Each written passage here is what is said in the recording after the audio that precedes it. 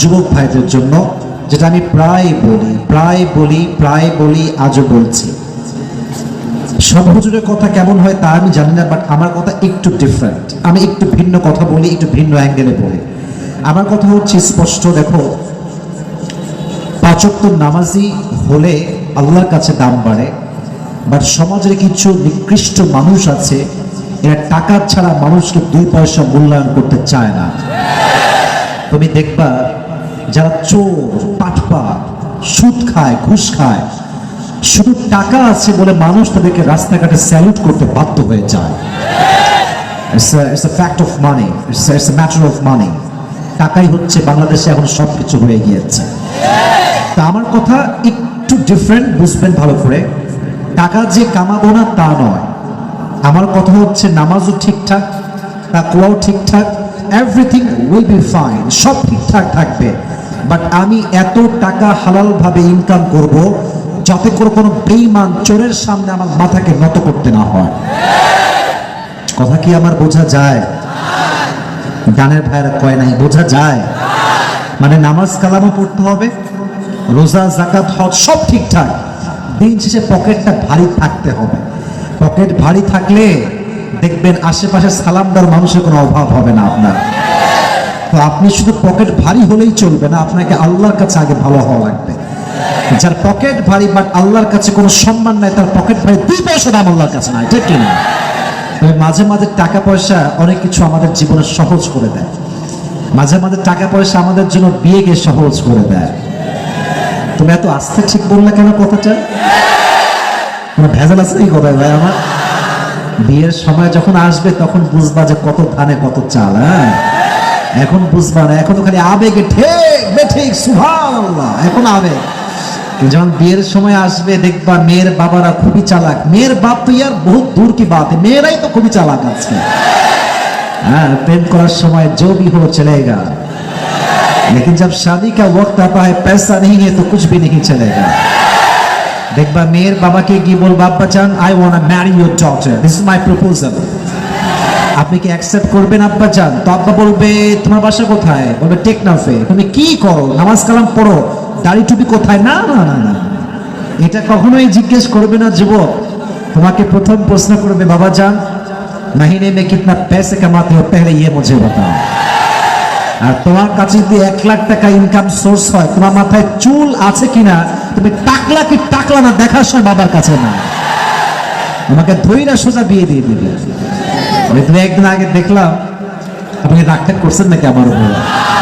কয়েকদিন আগে দেখলাম একজন ছোট্ট মেয়ে, 18 কিংবা 19 বছরের মেয়ে, বিয়ে করেছে তার চাইতে 42 বছরের সিনিয়র একজন বুড়া বেটারে। তো তারে বলছে যে আপনি এটা কেন করলেন? আপনার চাইতে বাবার বয়সী, বাবা না, ইটস লাইক কি বলবো, গ্র্যান্ডফাদার, দাদার মতো। তো বলছে আপনি কেন বিয়ে করলেন এরকম বুড়া মানুষে? তো বলছে আমি তাকে ফিল করতে পারি, তারে আমার ভালো লাগে। হাই বাবা রে বাবা, এটা কোনো ফিলিংস না, এটার নাম হচ্ছে শুধু টাকার খেলা, আর কিচ্ছু না। তো আমার বোনদেরকে বলবো যে বোনেরা দিন থাকতে সমাধান করে ফেলেন। মাথায় রাখবেন একটা কথা, শুধু টাকা দেখলে আপনি টাকা পাবেন, মানসিক শান্তি আপনি কখনো খুঁজে পাবেন না। আর চরিত্রবান যুবককে বিয়ে করলে আপনার দুনিয়াও সুন্দর হবে, আখিরাতও সুন্দর হবে। আল্লাহ প্রত্যেকটা যুবককে হালাল ভাবে ইনকাম করার তৌফিক দান করুন, সকলে পড়ে আমিন।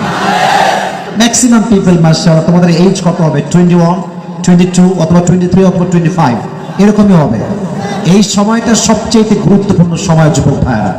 এই জীবন যার সুন্দর তার পুরো জীবনটা সুন্দর। আর যে এই জীবনটাকে প্রেম, প্রীতি, ভালোবাসা, রিলেশনশিপ করে শেষ করে দেয়, তার জীবনে কোনো উন্নয়ন কখনো সে দেখতে পারে না, ঠিক কিনা? এই জন্য সময় থাকতে আমরা নিজের জীবনকে সুন্দর করবো। রাজি আছেন তো ইনশাআল্লাহ?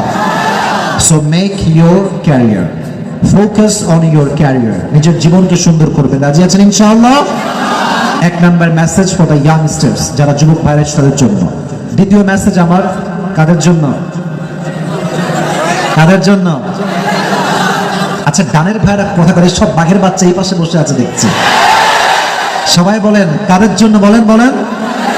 বোনদের জন্য। তোমরা কথা কও না কেবা, কি মরে গেছেন আপনারা? সবাই তাকবীর দেন, লিল্লাহি তাকবীর। ডানের ভাইরা ডাক্তার করছেন নাকি আমার উপরে? কথা কি বোঝা যায় না আমার? যায় যায়। আচ্ছা মাশাআল্লাহ, সবাই তাকবীর দিবেন আমার সঙ্গে, ডানে বামে সবাই মিলে লিল্লাহি তাকবীর। আল কোরআনের আলো, আল হাদিসের আলো, কোরআন হাদিস যেখানে, আলেম ওলামা যেখানে, টেকনাফবাসী যেখানে। ডানের ভাইদেরকে দোষ দিয়ে লাভ নাই, কারণ এখানে বেশিরভাগ সিনিয়র পিপলরা আছে, সব পাগলা যুবকরা বাম পাশে বসে আছে, আর যুবক এই পাশে কিছু আছে, বাদ বাকি সিনিয়ররা বসে আছে। So it's okay, it's fine. সবাইকে যে আওয়াজ দিতে হবে তা না, আরে একজন যুবকের সাউন্ড 10,000 যুবকের সাউন্ডের সমান, ঠিক কি না? আল্লাহ এই সাউন্ডকে আল্লাহর সন্তুষ্টির ওয়াসিলা হিসেবে কবুল করে পড়ে আমিন। মা বোনদের জন্য আমি অনেক লম্বা ওয়াজ করব না আজকে। আমার মেসেজটা মায়ের জন্য সেম, মেয়ের জন্য সেম। আপনি দেখবেন অনেক মেয়ে আজকে মায়ের জন্য নষ্ট হয়ে যায়। মা জানে যে আমার মেয়ে অমুক জায়গায় প্রেম করে, কিন্তু মা জানে ওই সাওয়ালের টাকা আছে, বলে বা করে যাও, সমস্যা নাই, আমি তোমার সাথে আছি। ছি ছি ছি ছি, আম্মা জান, আপনার তো লজ্জা হওয়া উচিত, আপনার লজ্জা হওয়া উচিত আম্মা জান। আপনি আপনার মেয়েকে হালাল কাজে নয় হারাম কাজে সাপোর্ট করছেন, ঠিক কিনা? আপনার মেয়েকে সাপোর্টটা আপনি দিয়েন না। আপনি মা হিসেবে আপনার স্লোগান হবে একটা, যে তুই আমার মেয়ে, তোকে কোনো হারাম কাজে আমি দেখে বরদাস্ত করতে পারবো না। তুই যদি কাউকে ভালোই বাসতে চাস, ভালোবাস, কোনো সমস্যা নাই, বাট বিফোর ম্যারেজ নয়, আফটার ম্যারেজ ভালোবাসা হতে হবে। আল্লাহ আমার মাকে এই কথাটা বোঝার তৌফিক দান করুক না আমিন। আরেকটা কথা আমার বোনদের জন্য, এটা বলে আমি আমার তাফসীরে কাম ব্যাক করব ইনশাআল্লাহ। বোনেরা আমার, কান খাড়া করে শুনবেন, কান খাড়া করে শুনবেন। বেপরদায় চলবেন যত বেশি, সস্তা হবেন তত বেশি। আর নিজেকে বোরকা পরে, হিজাব পরে যত বেশি কভার করবেন, আপনার সম্মান আল্লাহর কাছে এবং মানুষের কাছে উভয় জায়গায় বেড়ে যাবে, ঠিক কিনা বলেন? আচ্ছা মনে করেন এই যে আপনার টেকনাফের যে রাস্তাটা আমি পার হয়ে আসলাম, লম্বা রোড, কাজ চলছে, একটু ভাঙাও আছে ওইদিকে। যদি এই রাস্তায় কোনো জিন্সের প্যান্ট টি শার্ট পুরো রাস্তায় মেয়ে হেঁটে বেড়ায়, আচ্ছা আমাকে মন খুলে জবাব দেবেন, কোনো ভয় নাই, আমি আপনাদের ভাই, আমি আপনাদের একদম ঘনিষ্ঠ দিনী ভাই। কোনো মেয়ে যদি রাস্তাঘাটে দিনহীন মানে বেদিন হয়ে বোরকা ছাড়া প্যান্ট পরে টি শার্ট পরে বেহায়ার মতো ঘুরে বেড়ায়, ওকে দেখলে কি আমাদের চোখ ঠিক থাকে? বলেন না আপনার সবাই, চোখ ঠিক থাকে? থাকে না, চোখ নষ্ট হয়ে যায়। এখন অনেক মেয়ে আমাদেরকে নাস্তিকদের কথা অনুযায়ী জবাব দেয় যে হুজুর আমাদের পোশাকের সমস্যা না, আপনার চোখের সমস্যা। এটা মারাত্মক ভুল কথা। এটা চোখে আমাদের সমস্যা নয় বোন, আপনার পোশাকের সমস্যা আগে। কারণ আমাদের যুবকরা কখনো বোরকাওয়ালির দিকে বাজে চোখে তাকায় না। একজন বোরকাওয়ালি যখন মেয়ে রাস্তাঘাটে হেঁটে বেড়ায়, একজন চরিত্রহীন লম্পট যুবকও সেই বোরকাওয়ালিকে স্যালিউট করতে বাধ্য হয়ে যায়। এই জন্য প্রত্যেকটা মেয়েকে বলবো, আপনার সম্মান আপনার বোরকার মাঝে লুকিয়ে আছে। So you have to maintain the hijab completely. ভালো করে হিজাব পরেন। আর বোরকা পরলে কিন্তু ভালো দিনদার হওয়া যায় না। অনেক মেয়ে বোরকা পরে, এমন টাইট ফিটিং বোরকা পরে দেহের প্রত্যেকটা অঙ্গ প্রত্যঙ্গের ভাঁজ বোঝা যায়। এই বোরকা পরার চাইতে না পরাই ভালো, না পড়াই ভালো। আর এগুলো বোরকা পরে খালি বোঝায় যে আমি তো দিনদার ফ্যামিলির মেয়ে। না না, কিসের দিনদার? আপনার যেই বোরকা আপনার অঙ্গ প্রত্যঙ্গের ভাঁজ বোঝায়, ওটা কখনো বোরকা হতে পারে না। প্রত্যেকটা বোনকে পরিপূর্ণরূপে পর্দাশীল হওয়ার তৌফিক দান করুক। সকলেই মন খুলে পড়া আমিন। আর এই যে লাইটটা বারবার অন অফ করা যাবে না, এতে করে ডিস্টার্ব ফিল হয়। হ্যাঁ, একটু ঠিক করে দিবেন, কাইন্ডলি ঠিক করে দেন। এবার আসুন আমরা ভূমিকার কথা শেষ, আমরা তাফসীরে কাম ব্যাক করছি। নির্দিষ্ট সূরা থেকে, নির্দিষ্ট আয়াত থেকে আমরা তাফসীর পেশ করব। রাজি আছেন তো ইনশাআল্লাহ? আর তাফসীর যেহেতু এখন শুরু হবে, আমি একজন যুবককে চাই, যেহেতু এখানে সব বীর পুরুষ বসে আছে আমার সামনে মাশাআল্লাহ, একজন যুবক যার বউটো কেউ নাই, সিঙ্গেল, অনেক দুঃখ জীবনে, অনেক কষ্ট, এরকম একজন যুবক দাঁড়িয়ে 3 বার বাঘের বাচ্চার মতো তাকবীর দিবা। কে আছো? দাঁড়িয়ে যাও, তাকবীর দাও একজন। হ্যাঁ, নারায়ে তাকবীর দাও।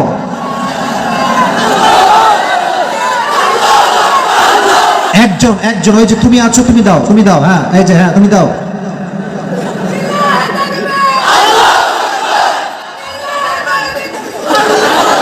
হ্যাঁ, তোর বউ কনফার্ম হবে না, তোর বউ বাঘ। এখানে কেউ থাকলে একজন দেন তাকবীর। কেউ আছে নাকি বাঘের বাচ্চা তাকবীর দেওয়ার মতো সাহস?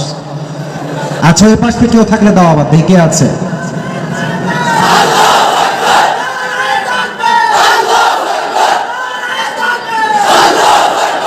এতটুকু কনফার্ম বা বসো। আর সাউন্ড মোটামুটি চলে, খারাপ না।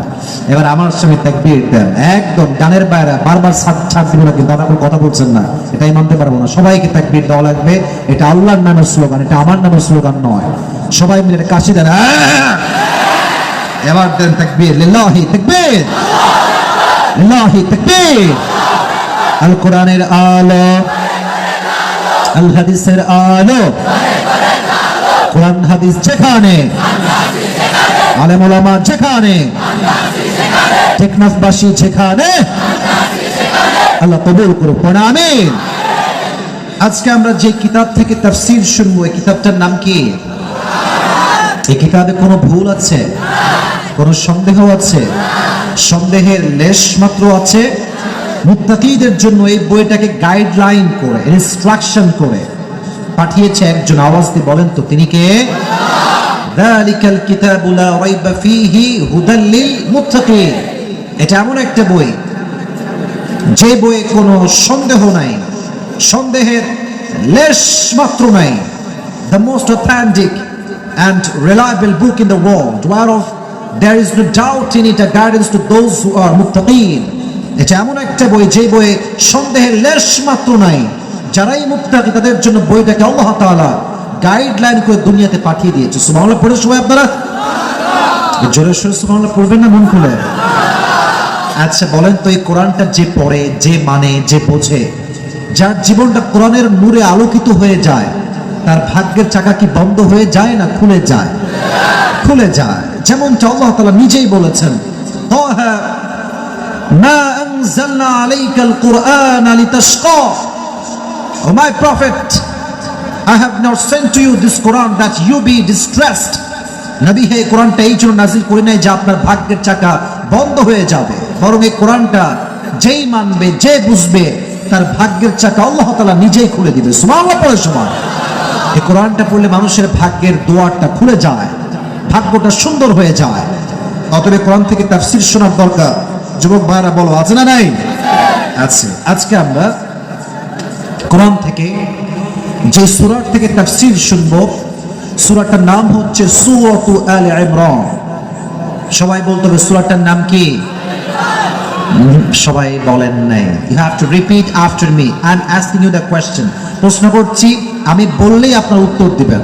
সূরাটার নাম কি? আলে ইমরান। যেই আয়াত থেকে আমরা তাফসীর শুনবো আজকে, আয়াত সংখ্যা হচ্ছে 133। কত? আমি আবার বলছি, আয়াত সংখ্যা কত?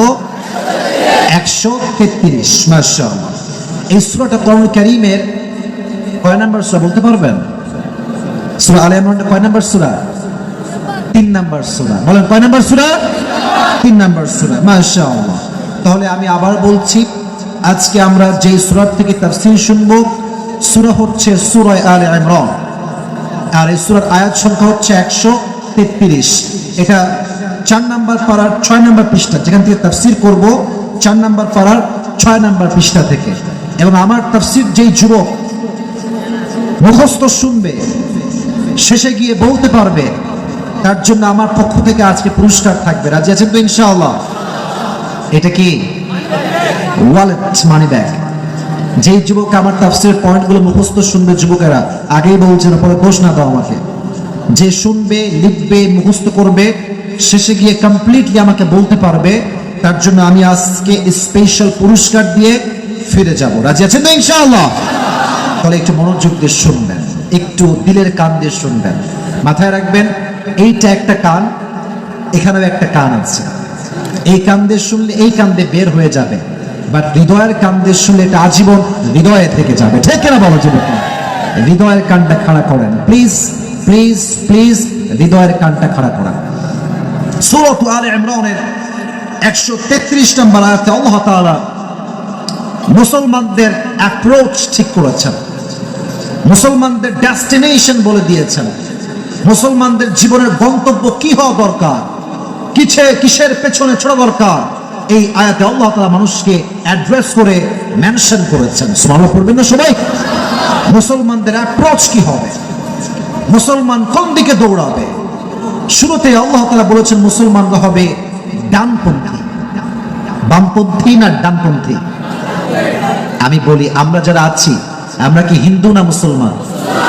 আরে ভাই, মুসলিম ঘরের সন্তান বাঘের মতো, আমরা কি হিন্দু না মুসলমান? আর মুসলমানরা কি বামপন্থী হয় না ডানপন্থী হয়? ডানপন্থী হয়। আল্লাহ বলছেন মুসলমানরা দৌড়াবে দুইটা জিনিসের দিকে। এক, ওয়াসারিউ ইলা মাগফিরাতিন মির রাব্বিকুম ওয়া জান্নাতিন আরদুহা আস-সামাওয়াতু ওয়াল আরদ। দুইটা ডেস্টিনেশন। এক, তোমরা দৌড়াও, তোমরা প্রতিযোগিতা করো কোন দিকে? আল্লাহর ক্ষমার দিকে, এক নাম্বার। দুই, তোমরা দৌড়াও দুনিয়ার টাকার পেছনে নয়, বাড়ির পেছনে নয়, নারীর পেছনে নয়, সম্পত্তির পেছনে নয়, ফ্যান ফলোয়ার্সের পেছনে নয়, তোমরা দৌড়াও আল্লাহর জান্নাতের দিকে। সুবহানাল্লাহ পড়ে সবাই। তাহলে অ্যাপ্রোচ বা ডেস্টিনেশন, গন্তব্য পেলাম আমাদের জন্য দুইটা। জোরে বলেন কয়টা? দুইটা। এক, আল্লাহর ক্ষমার দিকে দৌড়াবেন। দুই, আল্লাহর জান্নাতের দিকে দৌড়াবেন। কেমন জান্নাত? যার বিশালতা আকাশ এবং জমিন বিস্তৃত। সুবহানাল্লাহ পড়েন সবাই। দুইটা দিকে তোমরা দৌড়াও, ক্ষমার দিকে দৌড়াও, জান্নাতের দিকে দৌড়াও। বাট আমরা কি এই দিকে দৌড়াই না? বেশিরভাগ মানুষ আজকে টাকার দিকে দৌড়ায়। বেশিরভাগ মানুষ দেখবেন টাকার দিকে দৌড়ায়। আমি আগে বলেছি টাকা ইনকাম করবেন, but that should be the হালাল ওয়ে। এটা হালাল হওয়া লাগবে। আর মাথায় রাখবেন, হালাল যদি আপনি কামাই করেন, সংখ্যা হবে কম, বরকত হবে বেশি। বুঝলে বুঝতে হবে, না বুঝলে? হালাল কামাই এর সংখ্যা অলওয়েজ কম হয়, বাট বরকত অনেক বেশি হয়। আর হারামের সংখ্যা অলওয়েজ অনেক অনেক অনেক অনেক বেশি হয়, বাট এর বরকতটা খুবই সামান্য, নগণ্য হয়। ঠিক কিনা বলো যুবকেরা?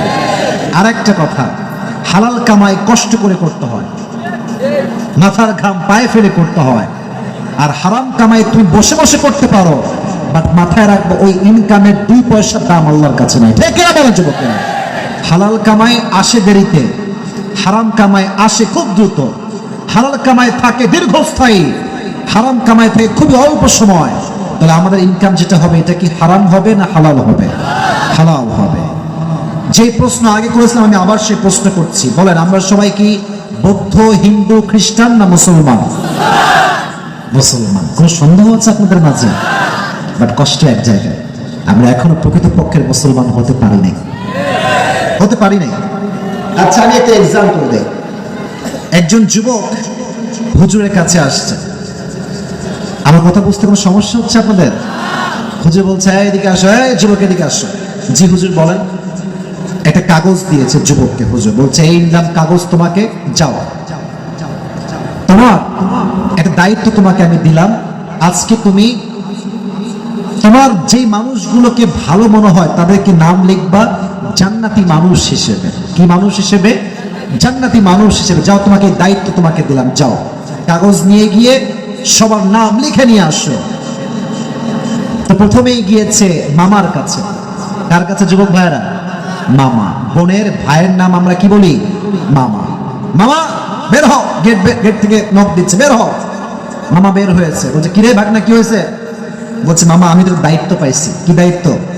বলছে, আমি আজ থেকে জান্নাতি মানুষের নাম লিখবো, এটা আমার দায়িত্ব, হুজুর আমাকে দিয়েছে।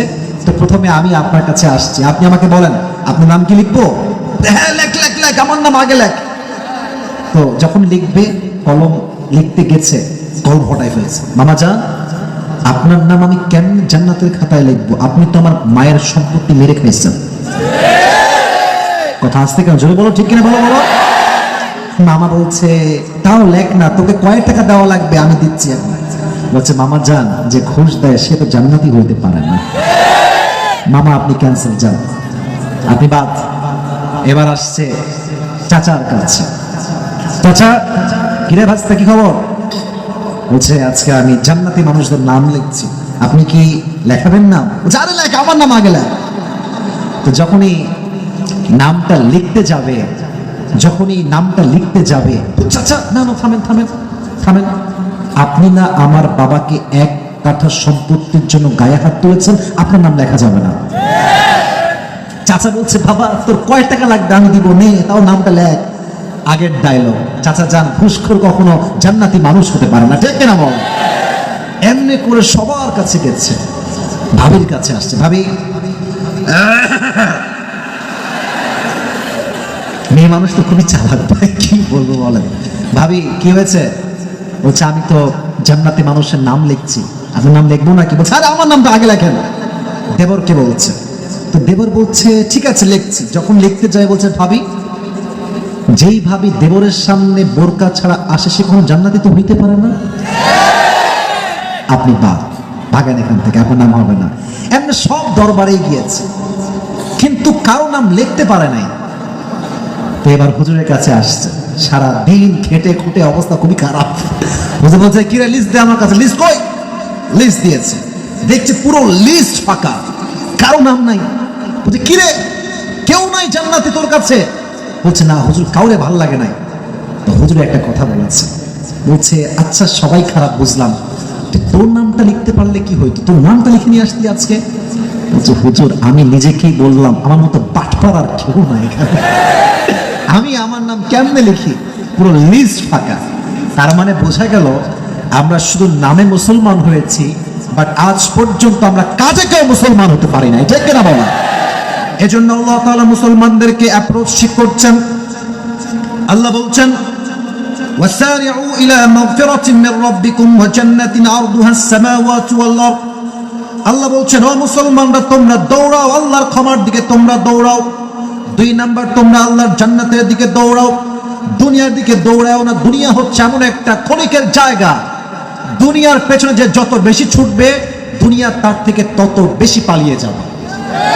একটা এক্সাম্পল দিচ্ছি বুঝে নেবেন যুবক ভাইরা মুরব্বীরা। দেখবেন যেই ছেলে মেয়েদের পেছনে ঘুরে বেশি, এদেরকে মেয়েরা 2 পয়সা পাত্তা দেয় না।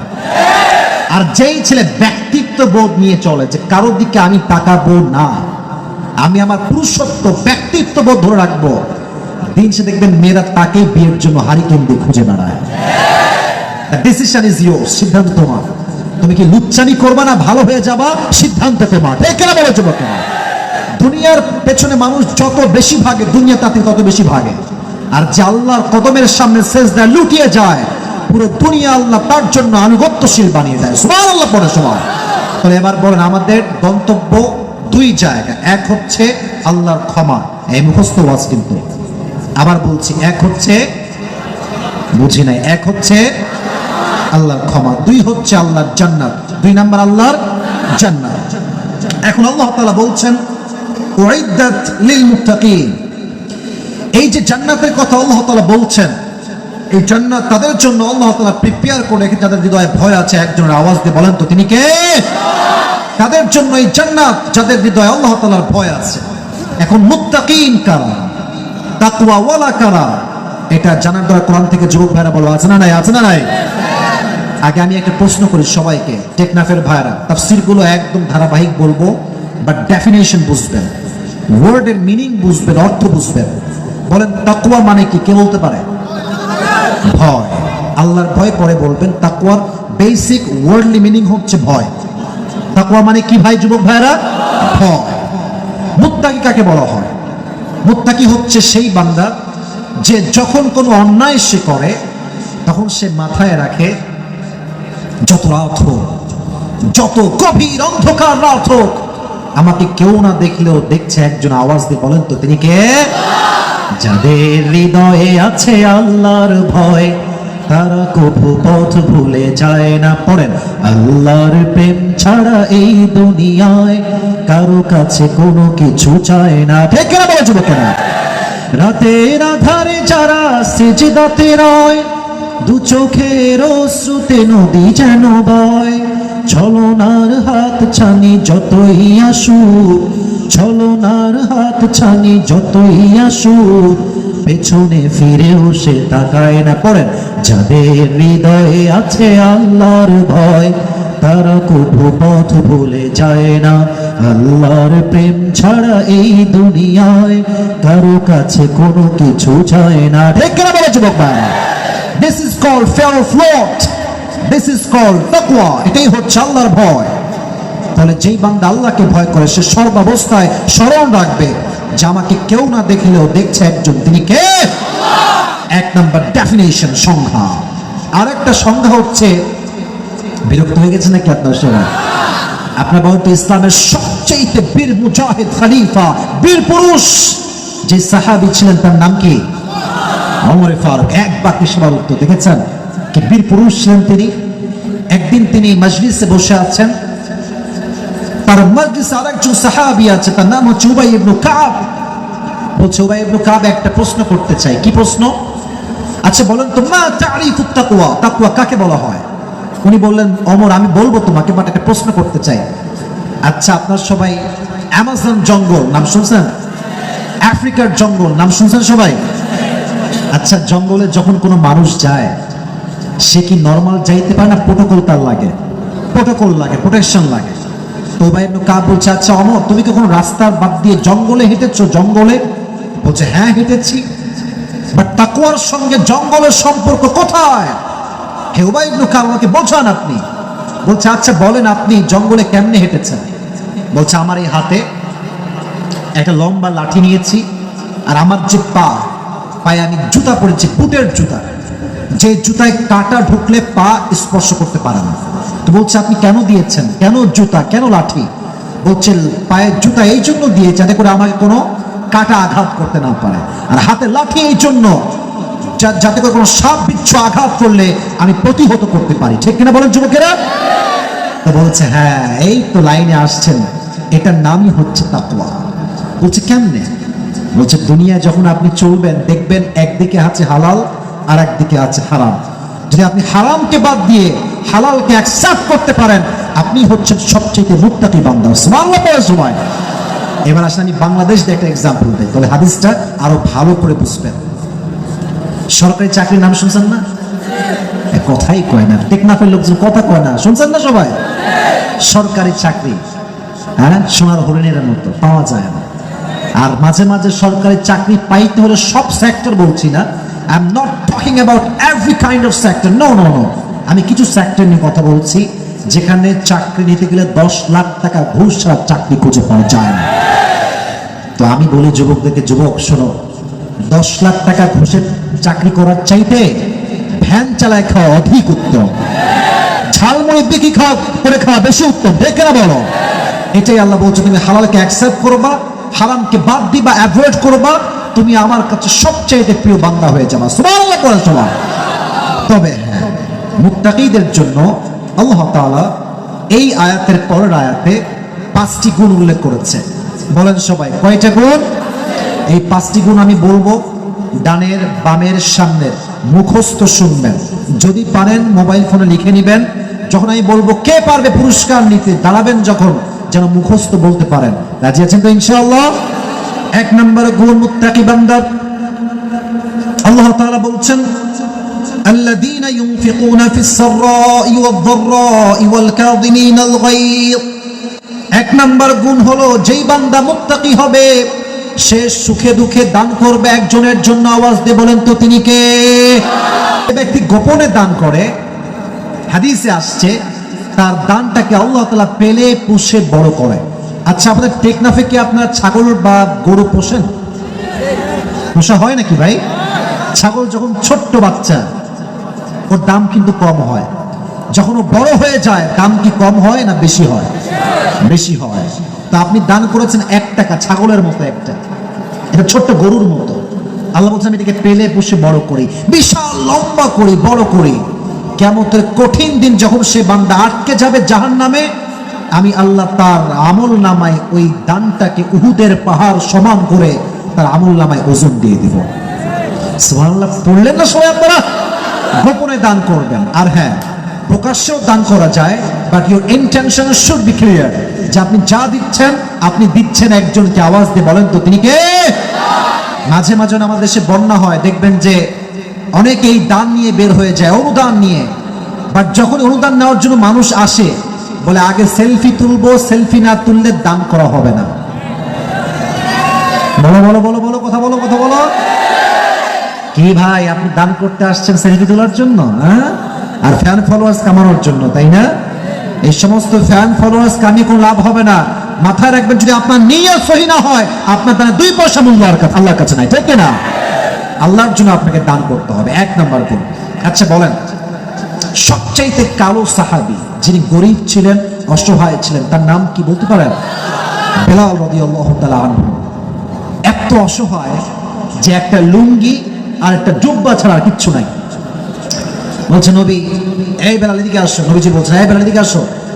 বেলাল, আনফিক, আল্লাহর রাস্তায় দান করো। লা তাখশা মিন দিল আরশি ইকলালা, দান করো তুমি আল্লাহর রাস্তায়, কারণ তুমি যে রবের ভান্ডার থেকে দিবা তার ভান্ডারে 2 পয়সা কোনো কমতি নাই। সুবহানাল্লাহ পড়েন সবাই আপনারা।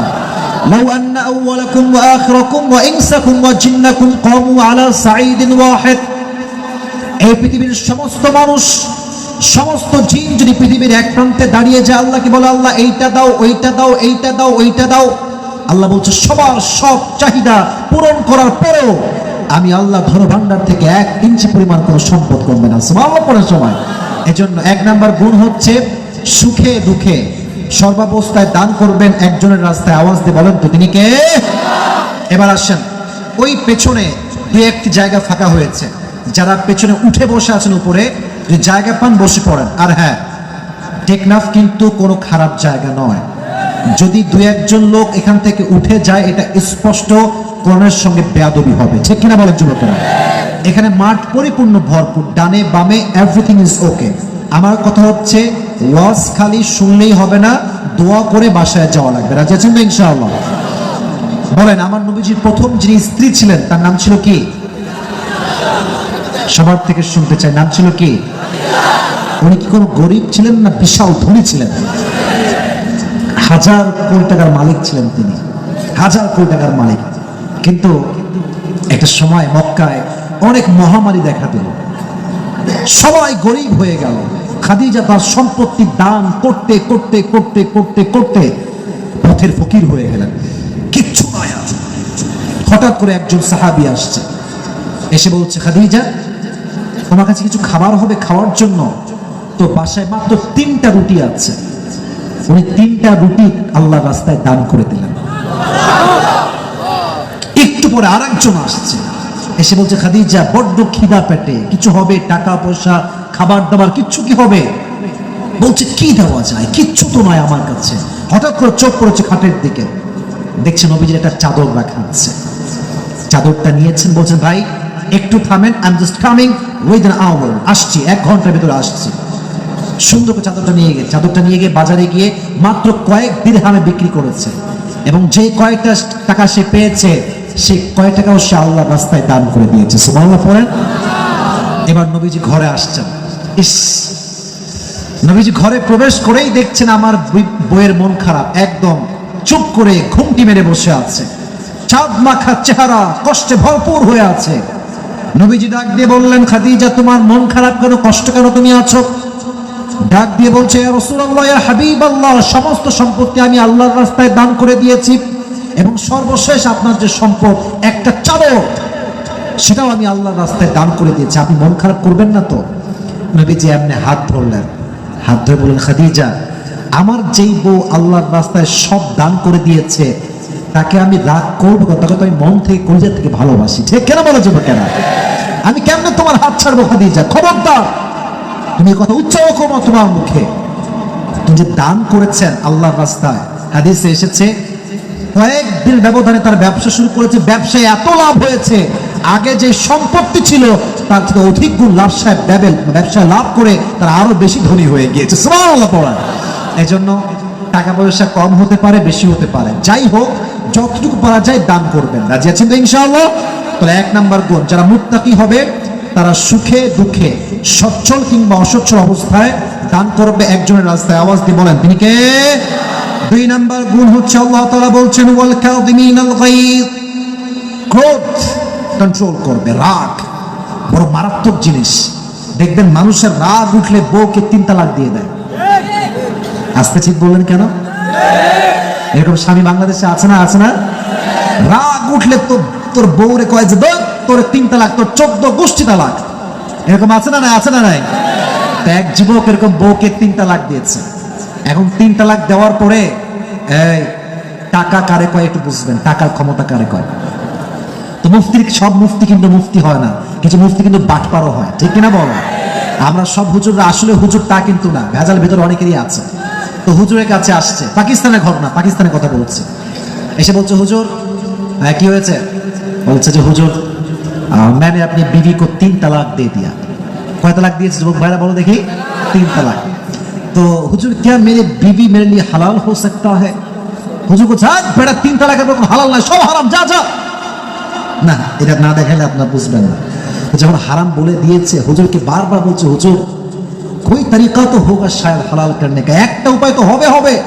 হুজুর কয় কোনো উপায় নাই, বাদ দে, কোনো উপায় নাই, ভাগ ভাগ ভাগ ভাগ। যুবক নিরুপায় হয়ে পকেট থেকে এমনে বের করছে মাল। তো হুজুরকে এভাবে মুখের কাছে, হুজুর একটু ভাবেন না কোনো উপায় টুপায় আছে কিনা।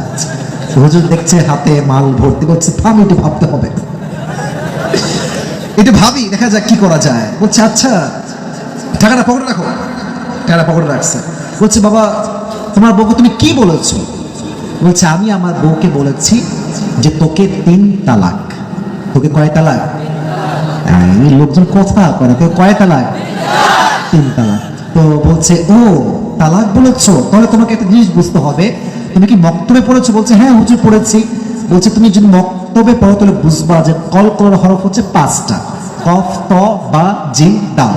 তুমি মাথায় রাখবা এগুলো অক্ষর যখনই কেউ উচ্চারণ করবে সে ধাক্কা দিয়ে বলতে হবে। तो तुमने जब कहा था 3 तलाक, लेकिन ये असल में होगा 3 तलाका। तो তুমি কি 3 তালাকা বলে একটা কলকলা করেছিলে? বলছে না, আমি তো কলকলা করি নাই। বলছে তোমার বর্তমানে হালাল হবে, কোনো সমস্যা নাই। তার মানে হালাল তো হবে না, এটা শুধুমাত্র টাকার জন্য বাটপারি, ঠিক কিনা বলো যুবকেরা? তো মাথায় রাখবেন, রাগ হলেই যে বউকে তালাক দিবেন তা কিন্তু নয়, রাগটাকে কন্ট্রোল করবেন। আর রাগ উঠার সবচাইতে বড় কারণ হচ্ছে মানুষ উল্টা পাল্টা করলে আমরা সহ্য করতে পারি না। তবে হ্যাঁ, রাগ উঠলে কোনো কথা বলবে না, চুপচাপ থাকবেন, কারণ রাগ উঠলে একমাত্র নবীরাই সঠিক বলে, মানুষ ঠিকঠাক বলতে পারে না। তাহলে রাগ যখন উঠবে কন্ট্রোল করবেন, যদি কন্ট্রোল করতে পারেন আপনি হচ্ছেন সবচাইতে মুত্তাকি বান্দা হয়ে যাবেন। সুবহানাল্লাহ পড়বেন না আপনারা সবাই? উঠে এই রাগ আসে আগুন থেকে। ওই থেকে বলেন বলেন বলেন, শয়তানের পক্ষ থেকে। আর শয়তান তৈরি হচ্ছে আগুন থেকে। তো নবীজি বলছেন যখনই তোমার রাগ উঠবে, রাগ আসে শয়তান থেকে, শয়তান আগুনের তৈরি, অতএব তুমি অজু করে নাও, এই অজুর পানি তোমার রাগকে ঠান্ডা বানিয়ে দিবে। সুবহানাল্লাহ বলে সবাই। তাহলে কয়টা উপায় জানলাম? 2টা। দাঁড়ায় থেকে উঠলে বসে যাব, বসে না কমলে শুয়ে যাব, শুয়েও না কমলে কি হয়ে যাব? ঘুমিয়ে যাব। 2 নাম্বার, যখনই রাগ উঠবে সঙ্গে সঙ্গে কি করবেন? পানি দিয়ে অজু করুন। আল্লাহ আমাদেরকে তৌফিক দান করুক, সকলেই পড়া আমিন। 2 নাম্বার, এই তো শেষের দিকে চলে আসছে, কেউ ডান বাম হবেন না। 3 নাম্বার, ওয়াল আফিনা আনিন নাস। মুত্তাকি people they will forgive people. যাদের হৃদয়ে আল্লাহর ভয় আছে তারা মানুষকে অলওয়েজ ক্ষমা করে দিবে, অলওয়েজ ক্ষমা করে দিবে। আমরা ক্ষমা করতে পারি না, আজীবন রাগ জমা রাখি। আরে তুই আমারে গালি দিছিস না, তুই আমাকে, তোরা আমি দেখে নিব, দাঁড়া। এই রাগ থাকলে একদিন ভিতরটা জ্বলে পড়ে ছারখার হয়ে যায়, ঠিক কিনা বলে যুবকেরা? রাগ রাখবেন না। একটা হাদিস শোনায় ঘটনা। এক সাহাবী নবীজির মজলিসে আসলেন, হাতের এই বগলে ছিল 2টা জুতা। যখন তিনি আসবেন প্রবেশ আগে নবীজি বললেন তিনি জান্নাতি জান্নাতি জান্নাতি, 3 বার বললেন সে হচ্ছে জান্নাতি মানুষ। সুবহানাল্লাহ নাই আপনাদের মুখে?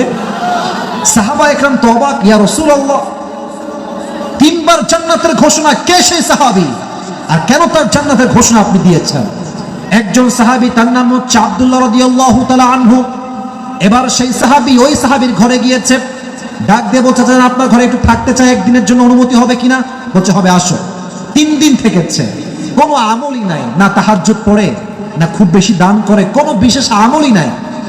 তো যখন 3 দিন পার হয়ে গিয়েছে, বলছে আচ্ছা জান আপনি কি আমল করেন যে আপনাকে নবীজি জান্নাতি ঘোষণা 3 বার দিয়েছে? বলছে না আমি তো কোনো আমল এরকম কিছু করি না। বলছে না না আপনি করেন, আমি জানি, আপনি বলেন। বলছে না না কিচ্ছু করি না ভাই, বিশ্বাস করো। তবে হ্যাঁ একটা আমল করি, আমি যখন রাতবেলা ঘুমাতে যাই আমি বলি আল্লাহ আমাকে যারা যেইভাবে কষ্ট দিয়েছে আমি সবাইকে আমার মন থেকে মাফ করে দিলাম। এবং এই ছোট্ট একটা গুণের কারণে নবীজি তাকে দুনিয়াতে 3 বার জান্নাতি সাহাবী হিসেবে ঘোষণা করেছে। সুবহানাল্লাহ পড়েন আপনারা সবাই? তাহলে আজ থেকে আমরা যতদিন বেঁচে আছি কেউ অন্যায় করলে মন থেকে মাফ করে দিব তো ইনশাআল্লাহ? আপনারা বলেন সবাই ইনশাআল্লাহ। 3 নাম্বার। 4 নাম্বার গুণ হচ্ছে খুব সুন্দর এই জিনিসটা, ওয়াল্লাযীনা ইযা ফাআলু ফাহিশাতান আও যালামু আনফুসাহুম যাকারুল্লাহ ফাস্তাগফারু লিযুনুবিহিম। আচ্ছা বলেন তো আমরা যারা আছি কেউ কি বলতে পারবে যে জীবনে কখনো কোনো গুনাহ করি নাই? আছে এরকম কেউ কি আছে? সবার জীবনে ছোট্ট বড় গুনাহ আছেই আছে। আল্লাহ বলছে গুনাহ তো হবেই, বাট তওবা করতে হবে। এক সপ্তাহের কাছে আওয়াজ দিয়ে বলেন তো তিনি কে?